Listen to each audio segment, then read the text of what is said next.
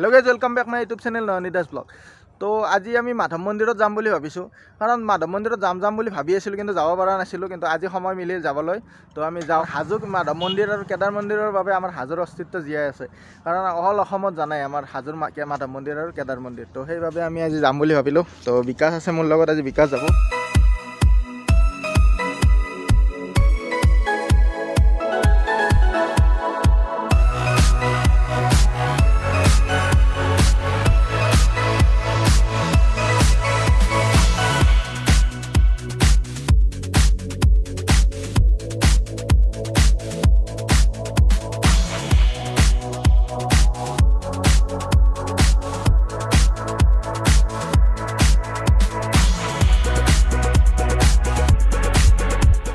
फाइनेली आमी आहि पालो माधव मंदिर। तो सीढ़ी बगाई आसो।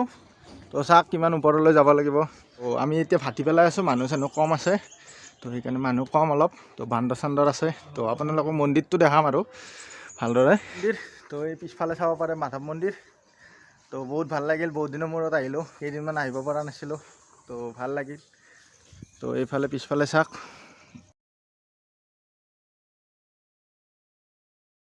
তো মনটো বেয়া লাগি আছিল কাৰণ ফাৰ্ষ্ট ভিডিঅ'টো মই মাধৱ মন্দিৰত দিব ইচ্ছা আছিল কিন্তু নোৱাৰিলোঁ কাৰণ কিবা কামৰ কাৰণে। তো বেয়া লাগি আছিল, হাজোৰ ল'ৰা হয় মানে মাধৱ মন্দিৰৰ ফাৰ্ষ্ট ভিডিঅ'টো দিব পাৰিলে মানে ভাল লাগে অলপ।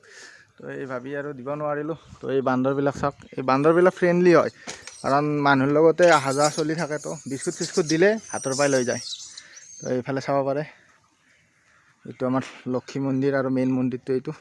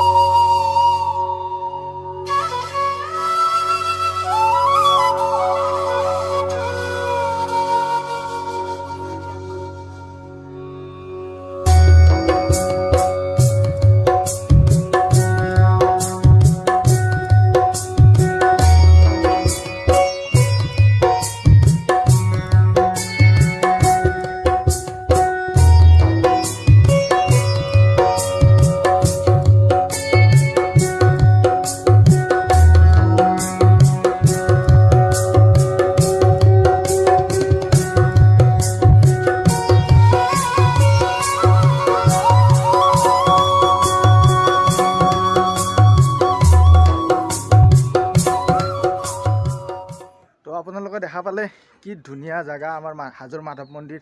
তো বহুত দূৰ দূৰ জাগাৰ পৰা আহে, মানে অল অসমত জানে আৰু মাধৱ মন্দিৰৰ বিষয়ে। তো আপোনালোকে দেখা পালে কেতিয়াবা আহিব আপোনালোকে যদি আহি পোৱা নাই। তো আজিৰ ভিডিঅ'টো ইমানতে শেষ কৰিলোঁ। তো ভিডিঅ'টো যদি চাই ভাল পালে লাইক কৰি দিব, ছাবস্ক্ৰাইব কৰি দিব আৰু কমেণ্ট কৰিব। জয় আই।